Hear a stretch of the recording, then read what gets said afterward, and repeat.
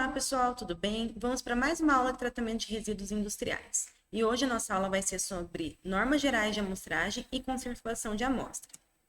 Bom, lembre-se lá da pirâmide, o elemento combustível, força, disposição e mente aberta para aprender e vão anotando aí todas as informações. Bom, na aula de hoje eu vou falar para vocês somente os tópicos mais importantes que vocês devem estar atentos, porque toda a descrição, cada etapa e tudo está no documento lá no Moodle que vocês vão ter acesso. Aí qualquer dúvida vocês me procurem. Bom, então falando sobre essa parte de amostragem, normas gerais, o que a gente tem que fazer? A gente tem que ter em mente que, para tudo isso acontecer, nós precisamos de um planejamento. Um planejamento para selecionar o local de amostra, um planejamento para definir quais são as estratégias que serão utilizadas, um planejamento para definir quais são os objetivos que a gente deseja alcançar, porque não adianta a gente, do nada, ir fazer uma coleta de uma água, uma coleta de um sedimento, a gente não sabe o porquê a gente está fazendo essa coleta, a gente não sabe os parâmetros relevantes que a gente deve analisar, e tudo isso deve ser criteriosamente selecionado. Isso para quê? Isso para que a gente tenha uma economia de tempo, uma economia de análises, porque a gente sabe que quanto mais análise a gente realizar, mais custo nesse monitoramento vai estar envolvido. Então, assim, nós temos que otimizar tempo e análise. A gente tem que ser criterioso na hora da seleção dos parâmetros das variáveis que a gente vai analisar. E elas têm que ser condizentes com o objetivo do nosso, plano de monitoramento, tá bom? Então, assim, o que nós devemos fazer na hora desse planejamento para selecionar os locais de exposição de amostragem? Então, assim, nós temos que primeiro conhecer o objetivo do programa. Por que a gente está fazendo esse monitoramento? Qual é o seu objetivo? Quando a gente vai fazer para definir esses objetivos do programa, a gente vai ter que levantar os dados já existentes na área de influência a ser estudada e proceder um reconhecimento da mesma. Então, assim, eu quero realizar esse monitoramento e o objetivo é que vai ser instalada uma indústria próxima daquele local e eu tenho que garantir que a existência dessa indústria não vai influenciar nas características originais daquele ecossistema. Então, quais são as características originais desse ecossistema? Vou fazer um levantamento bibliográfico, vou fazer um levantamento social com os moradores que moram ali ao redor, vou levantar todos esses dados para saber realmente quais são as características, né? Quais são as características importantes que eu devo levar em consideração. Então, depois de feito isso, eu vou selecionar os possíveis locais de amostragem, examinando o quê? A homogeneidade espacial e temporal. Por que isso?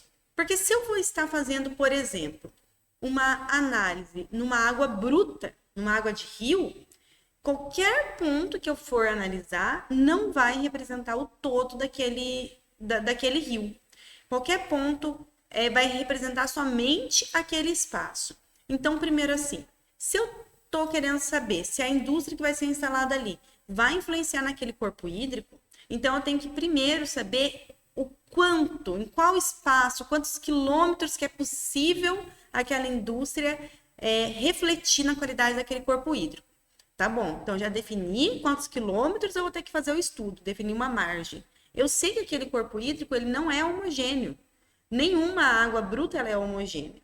Então, o que eu vou ter que fazer? Eu vou ter que selecionar pontos dentro daquele espaço onde a gente vai ter que fazer essa retirada de amostras. Então, assim, eu definindo se esse local onde eu vou fazer essa amostragem ela é homogênea, então eu já vou para os próximos passos. Se a gente sabe que ele não é homogêneo, que acontece na maioria dos casos, então vou ter que selecionar esses lugares alternativos, que é o que eu tinha falado anteriormente. E se eu não tiver esses locais alternativos, que normalmente é isso que acontece, então eu vou ter que selecionar os pontos, diferentes pontos de coleta, para que eu possa ter um estudo ao longo desse corpo hídrico, ao longo desse ecossistema que eu estou querendo estudar, para eu poder levantar dados que sejam relevantes para esse meu trabalho, para esse meu objetivo. Então, feito isso, a gente vai ter que verificar se o programa é economicamente viável. O que eu quero dizer com economicamente viável, né? Por exemplo, será que os pontos que eu for definir de amostragem, eles estão localizados em lugares possíveis de se realizar essa amostragem? Será que os materiais que eu vou precisar para a coleta dessa amostra, eles são muito caros? Será que eu vou precisar de uma embarcação? Será que eu vou precisar de sondas que vão estar transmitindo dados eletronicamente? O que será que eu vou precisar para fazer esse tipo de análise, esse tipo de amostra? Então, tudo isso deve ser colocado no papel. E essas análises que eu vou realizar demandam altos custos? É claro que quanto mais refinada for a análise, quanto menor concentração do que eu desejo determinar, mais cara vai ser essas análises que eu vou ter que estar realizando. Então, feito isso, levantando todos esses dados, levantando os pontos de coleta, levantando as análises que eu desejo realizar, eu vou ter que elaborar também esse plano de amostragem. Como que eu vou realizar, proceder essas amostras? Então, feito tudo isso, elaborando todo esse plano, é claro que esse plano ele deve ser elaborado por profissionais multidisciplinares, porque cada um vai estar levando em consideração, levantando esses tópicos que estão mais dentro da sua área de conhecimento. Então, posso ter ali engenheiros civis, geólogos, engenheiros químicos, engenheiros ambientais, diferentes áreas, até mesmo de telecomunicação, de profissionais da tecnologia de informação. Por quê? Porque cada um vai analisar os parâmetros relevantes ali. Então, depois de tudo isso feito, tudo isso pronto, aí sim que eu vou iniciar o programa de amostragem e de análise. Então, eu não vou sair assim, hoje eu vou fazer um monitoramento, sair com a minha maletinha e vou lá. Não, eu tenho que fazer todo esse estudo prévio. E lembrando que, para se fazer também a coleta dessas amostras, o profissional que vai fazer isso, ele tem que não pode ser qualquer pessoa. Eu não posso pegar qualquer pessoa que não tem conhecimento da importância daquela análise e levar lá para fazer essa amostra, porque essa pessoa não vai ter noção da importância do cuidado no manejo dessa amostra. Porque, por exemplo, se eu for fazer uma análise microbiológica, eu não posso contaminar o meu frasco, porque senão eu não vou estar sabendo se o que vai estar indicando ali vai ser uma contaminação presente na amostra ou uma contaminação que ocorreu durante a manipulação daquele recipiente para a coleta dessa amostra. Então, a pessoa que vai fazer essa coleta, ela tem que ser uma pessoa preparada para isso, uma pessoa que sabe os objetivos desse plano, que sabe a importância do cuidado na hora de manipular, de retirar essa amostra. Então, isso é muito importante também.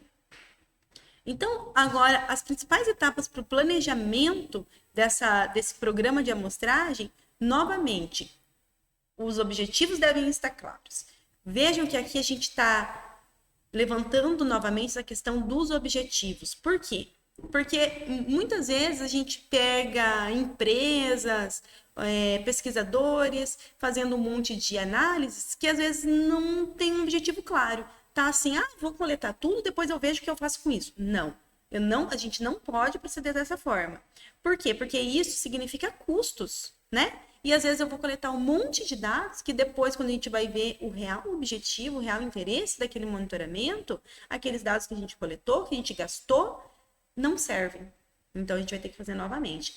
Né? E a gente estando dentro de uma empresa, sendo profissional contratado para isso, essa empresa, essa indústria, ela espera que a gente tenha essa capacidade de definir os objetivos. Então, em cima dos objetivos é que a gente vai trabalhar o restante. Então, essa é a etapa mais importante desse planejamento, que é a definição dos objetivos. Definição dos objetivos do programa de monitoramento.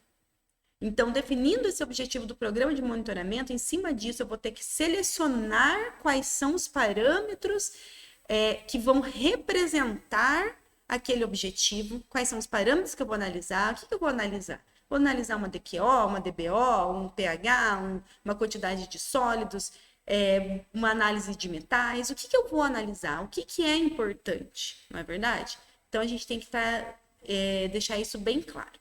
Então, definindo isso, a gente vai definir essa seleção, justamente que eu acabei de falar para vocês, dos parâmetros que a gente vai analisar. Sabendo os parâmetros que a gente vai analisar, a gente também vai selecionar esse local. Onde que esses parâmetros eles podem estar localizados, melhor representados?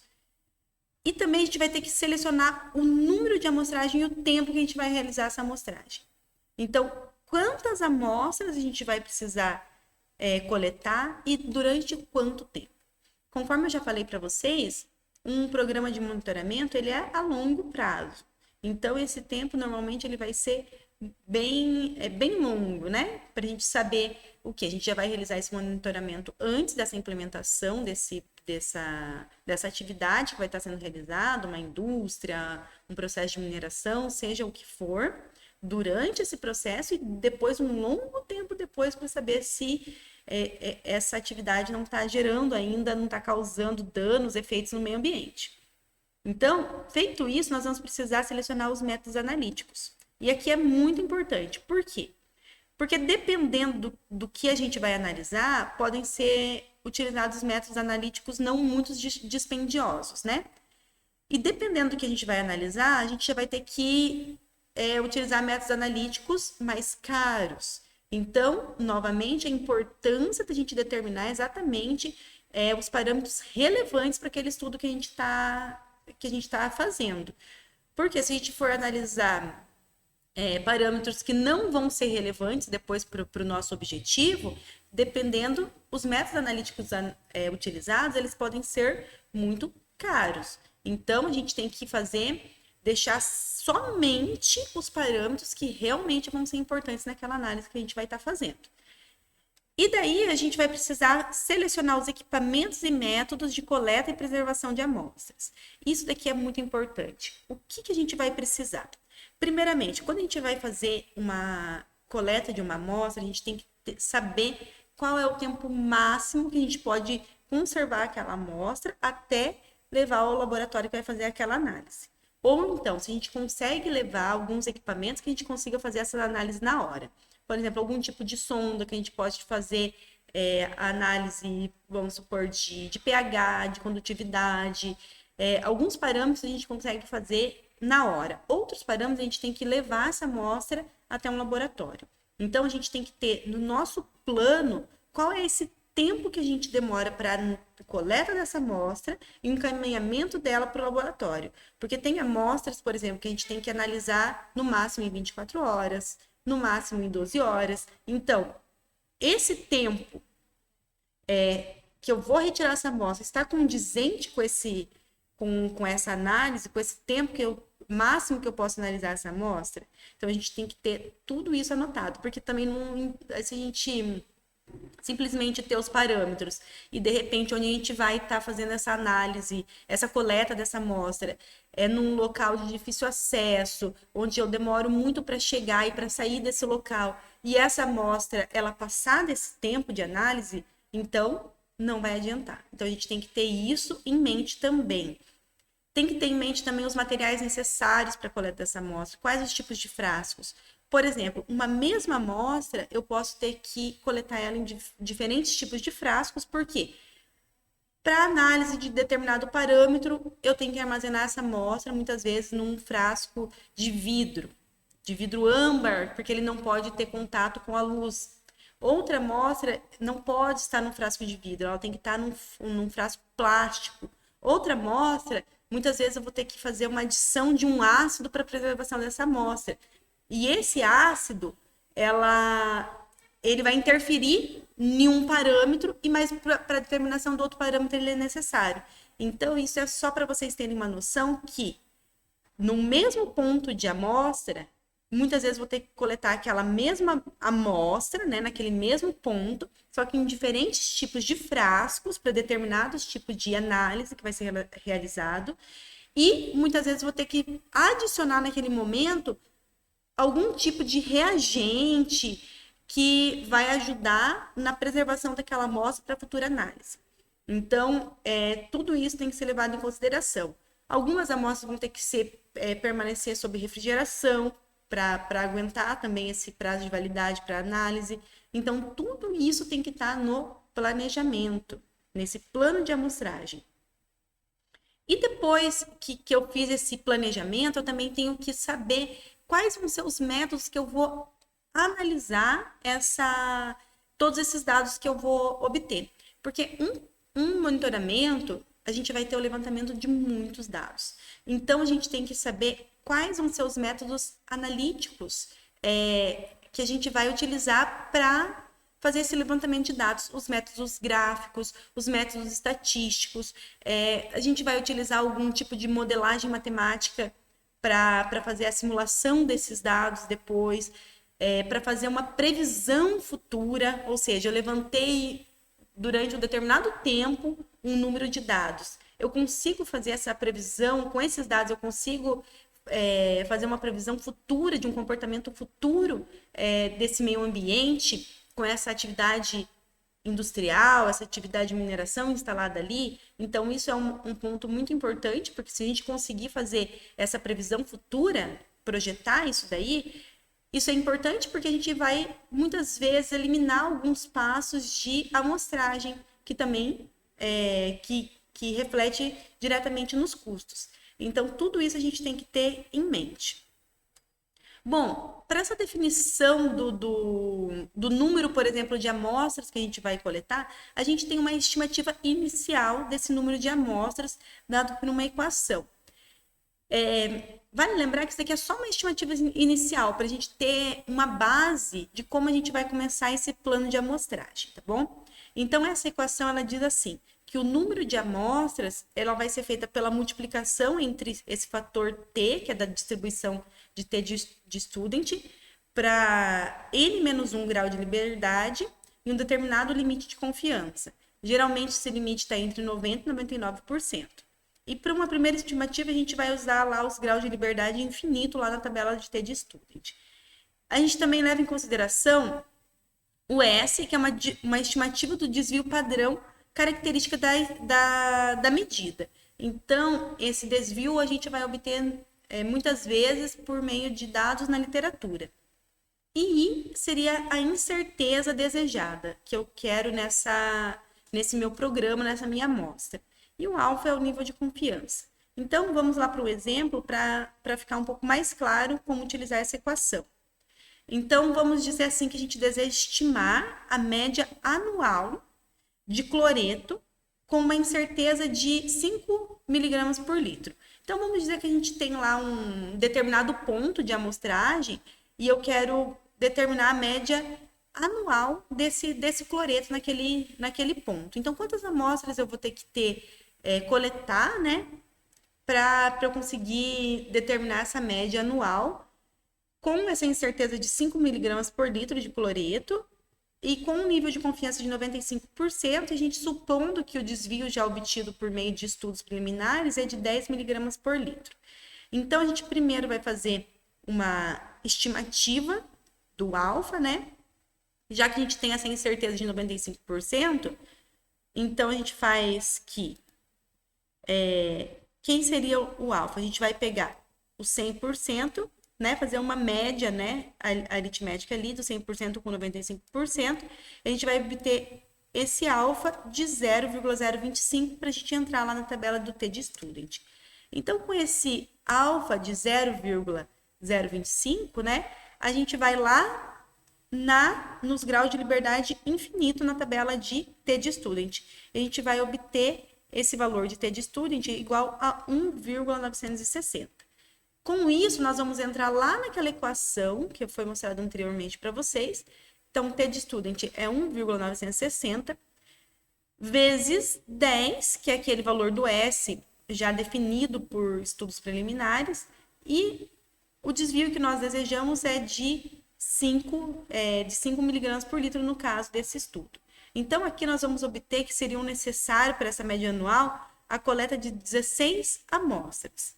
Então, a gente sabe que a gente precisa recalcular isso daqui, porque essa equação é para N menos 1 grau de liberdade. Então, fazendo esse 16 que nós obtivemos aqui, menos 1, a gente vai ter que esse grau de liberdade vai ser igual a 15.